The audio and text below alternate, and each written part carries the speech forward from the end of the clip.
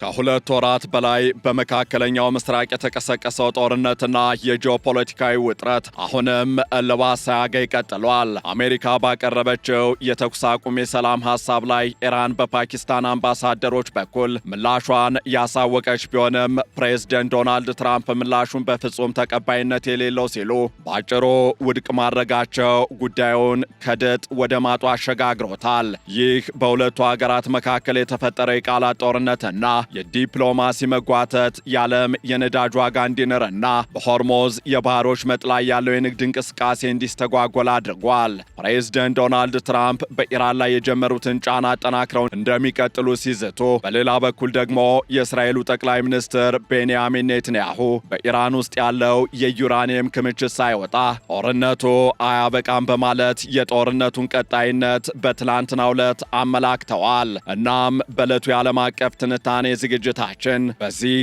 ታሪካዊ ፍጥጫ በኢራን የምላሽ ሐሳቦችና የዶናልድ ትራምፕ የቁጣ ምላሽ አንድምታ እንዲሁም ተያያዥ ጉዳዮችን ልንመለከት ወደድን። ከዓለም አቀፍ የትንታኔ ዘገባ ዝግጅቱ ጋር ታሪኩ ጋሹ ነኝ።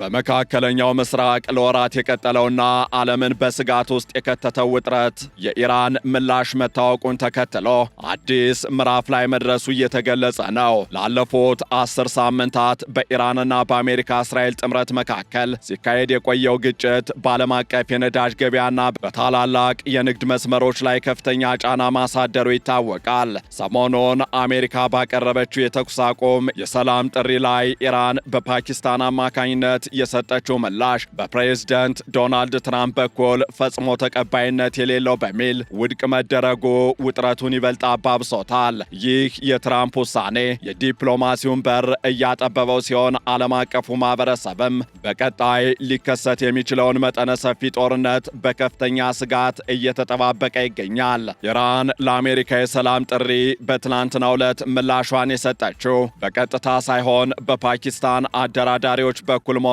ተገልጿል። ይህም በሁለቱ ሀገራት መካከል ያለውን ጥልቅ አለመተማመን አሁንም በድጋሚ የሚያንጸባርቅ ተደርጎ ተወስዷል። የኢራን ምላሽ የሰላም ጥሪ ቢባልም ይዘቱ ግን ለአሜሪካ እጅ መስጠት የሚመስሉ ነጥቦችን የያዘ ሳይሆን የራሷን ቅድመ ሁኔታዎች ያስቀመጠችበት እንደሆነም እየተገለጸ ነው። በኢራን በኩል የተሰጠው ምላሽም በዋናነት 4 ትላልቅ ነጥቦችን እንደያዘ እየተገለጸ ይገኛል። አንደኛውና ዋነኛው አሜሪካ ላደረሰችው የጦርነት ውድመት የካሳ ክፍያ ወይም ዋር ሪፓሬሽንስ እንድትፈጽም መጠየቋ ነው። ሁለተኛው ነጥብ ደግሞ በሆርሙዝ የባህር ሰርጥ ላይ ኢራን ሙሉ ሉዓላዊነት እንዲኖራት የሚጠይቅ ሲሆን፣ ሶስተኛው ደግሞ በአሜሪካ የታገዱ የኢራን ሀብቶች ወይም ንብረቶች እንዲለቀቁና ማዕቀቦችም እንዲነሱላት የሚጠይቅ ሆኗል። አራተኛው ነጥብ ግጭቱ በሁለቱም ግንባሮች በተለይም በእስራኤልና በሂዝቦላ መካከል በሊባኖስ በኩል ያለው ጦርነት እንዲቆም የሚጠይቅ መሆኑም እየተገለጸ ይገኛል። ከዚህ ባሻገርም የኢራን ባለስልጣናት ይህንን ምላሽ በተመለከተ ባወጡት መግለጫ ሀገሪቱ ለማንኛውም አይነት ጥቃት ዝግጁ መሆኗን ገልጸዋል። የኢራኑ ፕሬዝደንት መሱድ ፔዚሽኪያን በሰጡት ሐሳብ ለጠላት አንንበረከክም፣ ንግግር ወይም ድርድር ማለት እጅ መስጠት ወይም ማፈግፈግ ማለት አይደለም በማለት የኢራንን ጽኑ አቋም አንጸባርቀዋል። በተጨማሪም የኢራን ወታደራዊ ቃል አቀባይ ብርጋዴር ጀነራል አክራሚያንያ የሀገሪቱ ጦር የዩራኒየም ክምችቶችን ለመጠበቅ በከፍተኛ ዝግጁነት ላይ መሆኑን ገልጸው ጠላት በስለላ ወይም በአየር ወለድ ጥቃት ዩራኒየሙን ሊሰርቅ ይችላል የሚል ግምት አለን በማለት ስጋታቸውን ገልጸዋል። ይህ የሚያሳየው ኢራን የሰላም ጥሪውን ብትቀበልም በመሬት ላይ ግን ለከፋ ጦርነት ራሷን እያዘጋጀች መሆኑን ነው። ፕሬዝደንት ዶናልድ ትራምፕ የኢራንን ምላሽ ካነበቡ በኋላ ወዲያውኑ በሰጡት ግብረ መልስም ፈጽሞ ተቀባይነት የሌለው ወይም በእርሳቸው ቀጥተኛ አገላለጽ ቶታሊ አንአክሴፕቴብል ሲሉ አጣጥለውታል። ዶናልድ ትራምፕ ኢራን ላለፉት 47 ዓመታት ከአሜሪካ ጋር የድመትና የጥ ጨዋታ ስትጫወት ቆይታለች ሲሉም ከሰዋል። እንግዲህ አይሳለቁብንም ሲሉ ያስጠነቀቁት ትራምፕ ኢራን ያቀረበችው የካሳ ጥያቄና በሆርሙዝ ሰርጥ ላይ የጠየቀችው ሉዓላዊነት አሜሪካን እንደማይመጥን ግልጽ አድርገዋል። ዶናልድ ትራምፕ ኢራን የያዘችውን በከፍተኛ ደረጃ የበለጸገ ዩራኒየም አሜሪካ በቁጥጥሯ ስር እንደምታውልም በድፍረት ተናግረዋል። በዚህ ረገድ ዶናልድ ትራምፕ ትኩረት የሚስብ አዲስ ሐሳብን አንስተዋል። እርሱም በእርሳቸው ዘመን የተመሰረተው ስፔስ ፎርስ ወይም የጠፈር ጦር ኃይል የኢራንን የኒውክሌር ተቋማት ከጠፈር ሆኖ በቅርበት እየተከታተለ መሆኑን ነው። ዶናልድ ትራምፕ የጠፈር ኃይላችን እያንዳንዱን እንቅስቃሴ እየተከታተለ ነው፣ አንድ ሰው ወደ ተቋሙ ቢጠጋ ስሙን፣ አድራሻውንና የባጁን ቁጥር ጭምር ማወቅ እንችላለን ሲሉም ገልጸዋል። አክለውም ማንም ወደ ቦታው ቢጠጋ እናውቃለን፣ ወዲያውኑም እንደመስሳቸዋለን በማለት የዩራኒየም ክምችቱን በኃይል ለመውሰድ ያላቸውን ፍላጎት ፍንጭ ሰጠዋል። ከዚህ ባሻገርም ዶናልድ ትራምፕ ኢራን በአሁኑ ወቅት ወታደራዊ አቅሟ እየተዳከመ ባህር ኃይልና አየር ኃይል እንደሌላት በተለይም ደግሞ ትራምፕ ኤቲም እና ቢቲም ሲሉ የገለጿቸው አካላት መወገዳቸውን በመጥቀስ ኢራን ድል መመታቷን ቢገልጹም ተሸንፈዋል ማለት ግን አብቅቶላቸዋል ማለት አይደለም ሲሉ ጥንቃቄ የተሞላበት ማስጠንቀቂያን ሰጠዋል።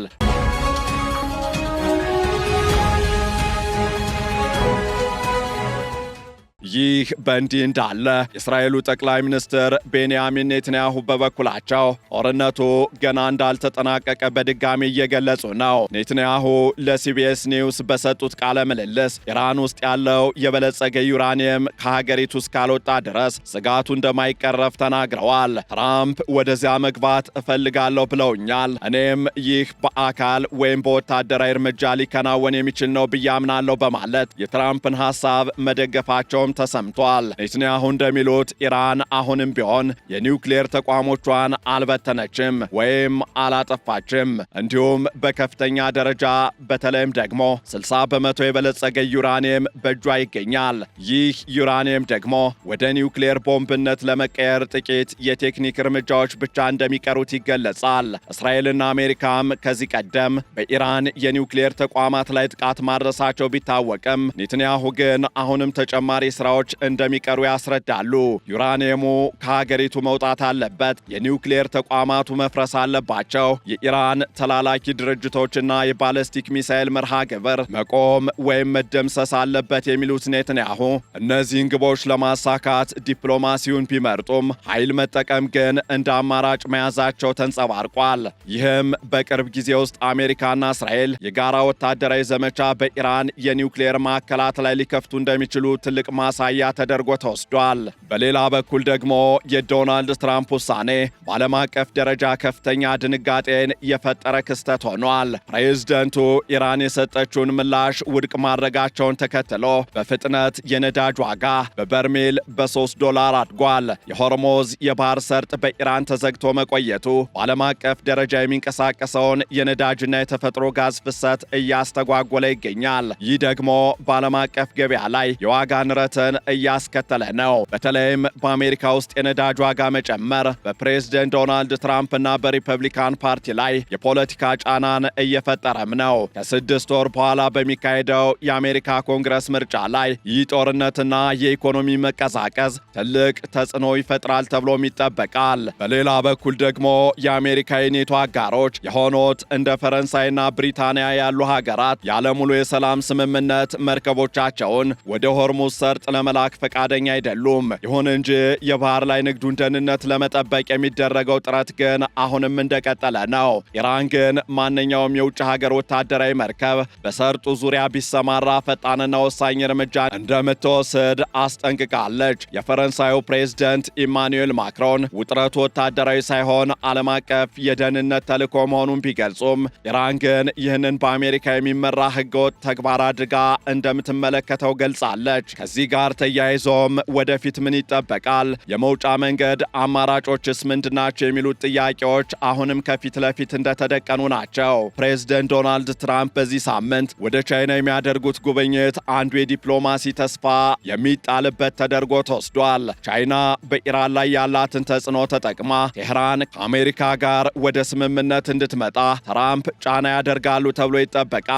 የሩሲያው ፕሬዝደንት ቭላዲሚር ፑቲንም በበኩላቸው በኢራን እጅ ያለውን የበለጸገ ዩራኒየም ሩሲያ እንድትረከብ ያቀረቡት ሐሳብ አሁንም በጠረጴዛ ላይ እንዳለ ገልጸዋል። ይህ ምናልባትም ኢራን ዩራኒየሙን ለሶስተኛ ወገን አሳልፋ እንድትሰጥ የሚያስችል የመውጫ መንገድ ወይም ቀዳዳ ተደርጎ ሊወሰድ ይችላል። ይሁን እንጂ በትራምፕና በኔትንያሁ በኩል ያለው አቋም እጅግ ጠንካራ በመሆኑ ዲፕሎማሲው ካልሰራ ወታደራዊ እርምጃ የማይቀር ይመስላል። ዶናልድ ትራምፕ ስምምነት ላይ ካልተደረሰ ቦምቦች በኢራን ላይ መዝነባቸውን ይቀጥላሉ፣ እንዲያውም ካለፈው በበለጠ ጥንካሬ ይሆናል በማለት ዝተዋል። ኔትንያሁም የአሜሪካን ወታደራዊ እርዳታ በመቀነስ ራሳቸውን ለመቻል እንደሚሰሩ ቢናገሩም አሁን ባለው ሁኔታ ግን ከአሜሪካ ጋር ያላቸው ጥምረት ከመቼውም ጊዜ በላይ ጠንካራ መሆኑን ዓለም እያስተዋለ ነው። እናም ከዚህ ቀውስ ለመውጣት ጥቂት አማራጮች እንዳሉ ባለሙያዎች እየገለጹ ይገኛሉ። አንደኛው ኢራን የዩራኒየም ማበልጸግ ፕሮግራሟን አቁማ ክምችቱን ለሌላ ሀገር አሳልፋ መስጠትና ለሆርሙዝ ሰርጥ ክፍት መሆን ዓለም አቀፍ ዋስትና መስጠት ይሆናል። ሁለተኛው አማራጭ ደግሞ አሜሪካ በኢራን ላይ የጣለችውን የኢኮኖሚ እገዳ በከፊል በማንሳትና የኢራን ሀብቶችን በመልቀቅ የዲፕሎማሲውን ለስላሳ መንገድ መከተል ይሆናል። ሶስተኛው አማራጭ ደግሞ እንደ ፓኪስታን፣ ኳታር እንዲሁም ቻይና ያሉ ሀገራት የሚጫወቱት የአደራዳሪነት ወይም የአሸማጋይነት ሚና ተጠናክሮ እንዲቀጥል ማድረግ ነው። ሆኖም ግን የትራምፕ ያልተገደበ ጫና ፖሊሲና የኢራን አልበገር ባይነት አቋም ሲጋጩ ሰላሙ ከእጅ እያመለጠ የመሄድ እድሉ ሰፊ ይሆናል። በአጠቃላይ የመካከለኛው ምስራቅ አሁን ካለበት አስከፊ ደረጃ ወደ ባሰ ቀውስ ሊያመራ የሚችልበት አፋፍ ላይ ያለ ሆኖም እየተስተዋለ ነው። የኢራን ምላሽ ውድቅ መደረጉ የዲፕሎማሲውን ተስፋ ቢያደበዝዘውም የትራምፕ የቻይና ጉብኝትና የሩሲያ የዩራኒየም ርክክብ ሐሳብ እንደ ጭላንጭል የሚታዩ ናቸው። ዓለም አቀፉ ማህበረሰብ የሚጠብቀው ጦርነት እንዳይነሳ ቢሆንም በመሬት ላይ ያሉት እንቅስቃሴዎች ግን ወደ አስከፊ ግጭት የሚያመሩ መሆናቸው አሳሳቢነቱን ይጨምረዋል። በቀጣይ ቀናት የሚከናወኑ የዲፕሎማሲ ጥረቶችና የትራምፕ ኔትንያሁ ንግግሮች የዓለምን ቀጣይ አቅጣጫ የሚወስኑ ይሆናሉ።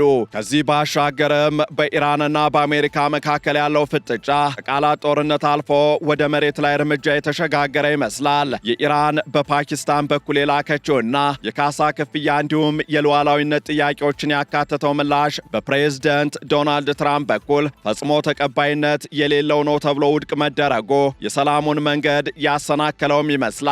ፕሬዝደንት ዶናልድ ትራምፕ በስፔስ ፎርስ ታግዘው የኢራንን ዩራኒየም ለመውሰድ ያላቸው ቁርጠኝነትና የኔትንያሁ ጦርነቱ ገና አልተጠናቀቀም የሚለው ማስጠንቀቂያ ቀጣዩ ጊዜ ምን ያህል ስጋት የተሞላበት መሆኑን ያሳያል። የነዳጅ ዋጋ መናር፣ የባህር መስመሮች መዘጋትና በቀጠናው የሚታይ የሰው አልባ አውሮፕላኖች ወይም ድሮኖች ጥቃት ዓለምን ወደ ከፍተኛ ኢኮኖሚና የፖለቲካ ቀውስ እየገፋት ነው። በቀጣይ የሚጠበቀው የትራምፕ የቻይና ጉብኝትና የሀያላን ሀገራት ጣልቃ ገብነት ምናልባትም የመጨረሻው የሰላም ዕድል ሊሆን ይችላል። ያ ካልሆነ ግን በመካከለኛው ምስራቅ የሚነሳው እሳት መላውን ዓለም ሊያዳርስ የሚችልበት ዕድል እጅግ ሰፊ ነው። ጉዳዩ ሲጠቃለልም የኢራንና የአሜሪካ ፍጥጫ አሁን ያለበት ደረጃ እጅግ አሳሳቢ ነው። ትራምፕ የኢራንን ምላሽ ውድቅ ማድረጋቸውና ኔትንያሁ ጦርነቱ ገና ነው ማለታቸው መካከለኛው ምስራቅ ለተጨማሪ ሳምንታት በጦርነት እሳት ውስጥ እንደሚቆይ አመላካሽ ተደርጎ ይወሰዳል። የጠፈር ኃይል ቴክኖሎጂን በመጠቀም የኢራንን ኒውክሌር ተቋማት መቆጣጠርና የዩራኒየም ክምችቱን በኃይል ለመውሰድ መታቀዱ የዓለምን ደህንነት ስጋት ላይ የሚጥል እርምጃ ተደርጎም ይቆጠራል። ኢራን ለ47 ዓመታት ስትጫወትብን ቆይታለች የሚለው የትራምፕ ንግግር የአሜሪካ የውጭ ጉዳይ ፖሊሲ ከዲፕሎማሲ ይልቅ ወደ ኃይል እርምጃ ማዘንበሉን የሚጠቁም ነው። በቀጣዮቹ ቀናት የሚደረገው የትራምፕ የቻይና ጉብኝትና የኔትንያሁ ቀጣይ ወታደራዊ እርምጃዎች የዚህን ታሪካዊ ፍጥጫ የሚወስኑ ይሆናሉ። ዓለም በአሁኑ ወቅት የነዳጅ ዋጋ መናርንና የንግድ መስመሮች መዘጋትን በስጋት እየተከታተለ ሲሆን ለዘላቂ ሰላም የሚደረገው ጥረት ግን አሁንም በትራምፕ ተቀባይነት የሌለው የሚል አቋም ባለበት እየረገጠ ይገኛል። ይህንን ዓለም አቀፍ ትንታኔ ስናዘጋጅ ቢቢሲ፣ ሲኤንኤን፣ ሮይተርስ እንዲሁም የፒ ኒውስን በዋቢነት ተጠቅመናል።